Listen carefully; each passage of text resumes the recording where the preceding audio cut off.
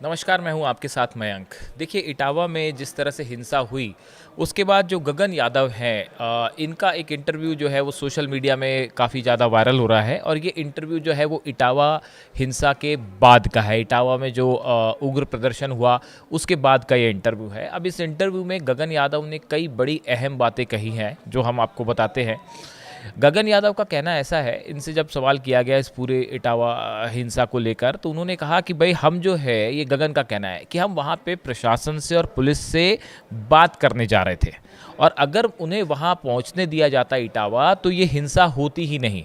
गगन यादव का कहना है कि वो इटावा जाने के लिए निकले थे, लेकिन उनको बीच में रोक दिया गया। उनका मकसद ये था, उन्होंने कहा कि मैंने पहले ही कॉल दिया था कि भाई हम एक पंचायत करते और शांतिपूर्ण तरीके से जो है वो उनका प्रदर्शन होता, आपस में दोनों समुदायों के लोगों के बीच में जो एक तनाव था उसको हम दूर करने की कोशिश करते, मतभेद दूर करने की कोशिश करते। लेकिन जो है मुझे वहाँ जाने ही नहीं दिया गया, ये उन्होंने पहली बड़ी बात कही। दूसरी उनका उनका कहना ऐसा है कि भाई हम जो है वो अपने समाज का अपमान हम बर्दाश्त नहीं करेंगे, इस तरह की बात उन्होंने कही है। और जब बात सम्मान की होती है तो हम कतई नहीं झुकेंगे, ये ऐसी उनकी बात है। लेकिन वो ये भी कह रहे हैं कि हम झुकेंगे नहीं, इसका मतलब ये नहीं है कि किसी और को झुकाना है। इंटरव्यू में उन्होंने ये बात कही कि उनका कोई मकसद इटावा जाने का ऐसा नहीं था, या उन्होंने जो कॉल दिया था कि अहिर समाज से जुड़े लोग और यादव सभा से जुड़े लोग या उनके समर्थक जो भी हैं, किसान सभा के कुछ लोग या इस तरह के जो उनके समर्थक भी हैं, वो वहाँ पहुँचे, तो उनका मकसद किसी को झुकाना या किसी को दबाना या किसी के खिलाफ प्रदर्शन करना, ऐसा उनका मकसद नहीं था। उनका कहना ये है कि अगर उन्हें वहाँ जाने दिया जाता और इटावा में इस पूरे कार्यक्रम के दौरान अगर कोई जिम्मेदार व्यक्ति वहाँ मौजूद होता तो ये हिंसा और बवाल होता ही नहीं। उनका कहना ऐसा है कि भाई मैंने सबको बुलाया था वहाँ पे और हमने पहले ऐलान किया था कि हम शांतिपूर्ण प्रदर्शन करेंगे और आखिरी में तो ये भी हो गया था कि हम सिर्फ पुलिस स्टेशन जाएंगे और ज्ञापन सौंप के अपनी आपत्ति जता देंगे। लेकिन उनको वहाँ जाने नहीं दिया गया। इसकी वजह से जो लोग वहाँ जमा हो गए थे, जो युवा जमा हो गए थे, वो दिशाहीन हो गए और भीड़ जब भी जमा होती है तो उग्र हो जाती है। इसलिए उनका कहना है कि अगर उन्हें जाने दिया जाता तो इतनी बात नहीं बिगड़ती। इसके बाद उन्होंने चौथी बड़ी बात की है कि जिन कथावाचकों पर जो मुकदमे दर्ज हुए यादव समाज के, हमारा मकसद उनको इंसाफ दिलाना है कि उनका जो अपमान हुआ, जिस तरह से उनकी चोटी काटी गई, उनके बाल काटे गए, उनके खिलाफ उनको गांव में घुमाया गया, उनसे नाक रगड़वाई गई, ये अपमानजनक था। और हमारी कोशिश ये थी कि उनको समाज में उनका जो अपमान हुआ है उसके दाग को दूर किया जाए। हम उनको सम्मानित करते, कोशिश करते कि उनका जो अपमान हुआ है उसको दूर करने की कोशिश थी हमारी। उसके बाद उन्होंने कहा है कि भाई मैंने युवाओं को बुलाया था, तो जो युवा वहाँ पहुँचे, अलग अलग अहिर समाज के से जुड़े लोग थे या यादव समाज के जुड़े लोग थे, जो युवा पहुँचे वो मेरी जिम्मेदारी थी, तो मुझे वहाँ पे जाने से रोकना नहीं चाहिए था। अगर मुझे जाने देते तो मैं युवाओं में जो गुस्सा था मैं उसको शांत करता और उसको सही दिशा में एक शांतिपूर्ण तरीके से हम बात को आगे बढ़ाते। उन्होंने बताया कि आगरा में जो है उनको 4 घंटे तक रोका भी गया था और इस दौरान जो है उन्होंने जो बताया, वो उनका कहना है कि जो पुलिस के अफसर हैं उनसे उन्होंने कहा था कि भाई अगर आज मैं नहीं पहुंच पाया तो मेरे ऊपर हमेशा जीवन भर का दाग लग जाएगा। इस तरह की बात वो कह रहे हैं गगन यादव। तो उन्होंने कहा कि मैंने पुलिस वालों को भी ये कहा था कि भाई अगर आज आप मुझे नहीं जाने देंगे तो हो सकता है जीवन भर का दाग मुझ पर लग जाए। यानी उनको हो सकता है, अंदाज हो गया था कि भाई अगर वो नहीं जाते हैं तो मामला थोड़ा सा हिंसक हो सकता है। उसके बाद उन्होंने जो बात कही कि जिस तरह से यादव समाज के लोगों का जो कथावाचक थे, उनका जो अपमान हुआ, मणि मुकुट और उनके दोनों साथी जो थे संत और श्याम जो हैं, उनका जिस तरह से अपमान हुआ, उसके बाद एक यादव समाज में एक जो आक्रोश की भावना आई थी, एक इस तरह का एक संदेश गया कि भाई ये सबका समाज का अपमान है। तो उनका कहना ऐसा है कि भाई हम जो है वो इस भावना को शांत करना हमारा मकसद था। हम लोगों को ये बताना चाह रहे थे कि भाई इस पूरे मामले में दोनों समाज के बीच में जो एक टकराव की स्थिति है वो दूर करना उनका मकसद था। उसके बाद उन्होंने कहा कि भाई कभी भी भीड़ जब जमा होती है, ये गगन यादव का कहना है कि कभी भी जब भीड़ जमा होती है तो उसको अगर आप शांत नहीं करवाएंगे, अगर वहाँ पे कोई ऐसा व्यक्ति नहीं है जो भीड़ को लीड करता हो, तो अचानक भीड़ कई बार दिशाहीन हो जाती है। और यही इटावा के मामले में हुआ। अगर वहाँ पे कोई भी एक नेता मौजूद होता या कोई इनका एक लीडर मौजूद होता तो इस तरह की घटना जो है वो बिल्कुल नहीं होती।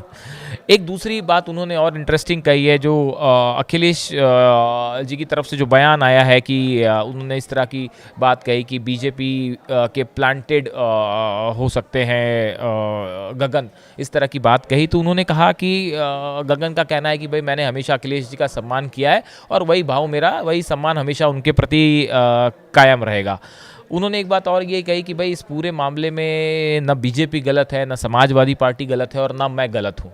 ये हालात ही कुछ ऐसे बने उस समय और अचानक लोगों की भावनाएं उद्वेलित हो गई और वो मामला बिगड़ गया।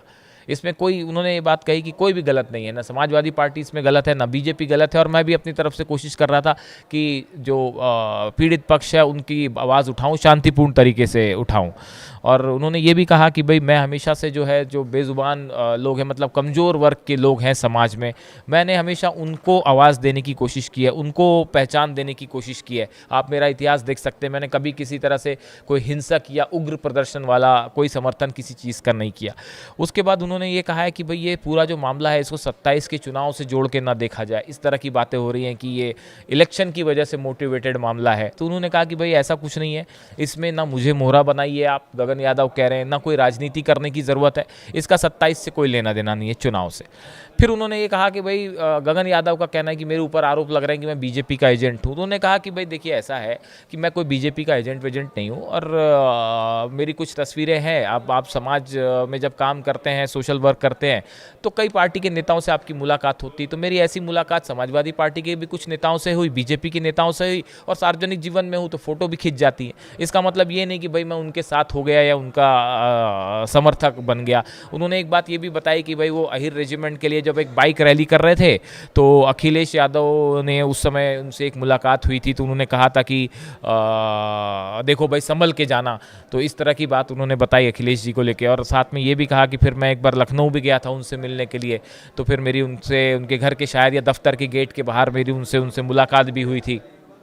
तो इस तरह की बात जो है वो उन्होंने सबके सामने रखी है। फिर उनसे ये भी सवाल हुआ कि क्या आप राजनीति में आना चाहते हैं। तो उन्होंने कहा कि देखिए एक वक्त में मैं ऐसा सोचता था कि अगर मैं सदन में पहुंचता हूं तो मेरी आवाज़ जो है समाज के ज़्यादा बड़े हिस्से तक जाएगी। इसलिए एक वक्त मेरे दिमाग में ऐसा विचार था कि भाई अगर मैं राजनीति में आता हूँ तो मैं जो सोशल वर्क कर रहा हूँ वो आवाज़ जब मैं सदन में उठाऊँगा तो ज़्यादा लोग सुनेंगे। तो एक वक्त मेरी ऐसी कोशिश थी, लेकिन मैं ना समाजवादी पार्टी से जुड़ना चाहता हूँ अब, और ना ही बीजेपी से जुड़ना चाहता हूँ। उसके बाद उन्होंने ये भी कहा कि भाई मेरे साथ जो है बहुत बड़ा समर्थन है युवाओं का, वो हर समाज के लोग हैं, अहिर समाज, यादव समाज, कई पिछड़े वर्ग के लोग भी हैं जो कि मेरा समर्थन करते हैं। बड़े युवा जो हैं वो मेरे साथ जुड़े हुए हैं। उन्होंने कहा कि मैंने कभी अपने नारे नहीं लगवाए, कभी अपनी प्रशंसा किसी से नहीं करवाई, क्योंकि मैं सोशल वर्क से जुड़ा हूँ। और उन्होंने ये भी बताया कि मैं जो है अपने परिवार में अकेला लड़का हूँ, मुझे क्या ज़रूरत थी सोशल वर्क में आने की। मैं चाहता तो बिना इसमें भी आए आराम से रह सकता था, लेकिन मैं लोगों की तकलीफ़ें दूर करने के लिए सोशल वर्क करता हूं और समाज के लोगों से जुड़ता हूं। इसके साथ उन्होंने एक इंटरेस्टिंग बात ये भी कही कि भाई आज तक जो है मैंने कभी किसी से एक पाई भी उधार नहीं ली, किसी से मतलब एक पैसा किसी से मैंने किसी तरह की कोई गलत तरीके से नहीं कमाया, किसी से गलत पैसा नहीं मांगा। उन्होंने ये कहा कि भाई कभी मुझे ज़रूरत भी पड़ी, मेरे पास कोई बहुत पैसे हैं नहीं, और गाड़ियाँ मेरी ख़राब हो जाती थी तो उसको सुधारने के भी पैसे नहीं होते थे। कहीं जाना है, लोगों से मिलने जाना है, रैली में जाना है, तो मैं लोगों से जो है बोलता था कि भाई कुछ पैसे दे दीजिए तो मेरी गाड़ी ठीक हो जाएगी। तो उन्होंने मतलब इस तरह से कहा है कि मेरे पास कोई ऐसे पैसे वैसे के जो आरोप लगे हैं, कुछ लोगों ने लगाए हैं, वो बिल्कुल गलत है। तो देखिए इस पूरे मामले में इटावा वाले प्रकरण के बाद जो इटावा में जो प्रदर्शन हुआ उसके में अब गगन यादव आरोपी भी हैं, और इस बीच में सोशल मीडिया पे उन्होंने जो इस तरह की बातें सामने रखी हैं, अब ये बड़े एक प्रकार से वायरल है और लोग इसको देख रहे हैं। तो गगन यादव ने अपना इस पूरे मामले में अपना पक्ष सामने रखा है, और उनका कहना ऐसा है कि भाई हम नहीं चाहते थे कि इस तरह का कोई हालात बिगड़े, और आगे जो भी सहयोग होगा पुलिस से हम करने के लिए तैयार हैं। इस तरह की बात इस पूरे मामले में गगन यादव की तरफ से सामने आई है। इसमें जो भी अपडेट होगा, आगे क्या कार्रवाई होती है, वो हम आप तक पहुँचाएंगे।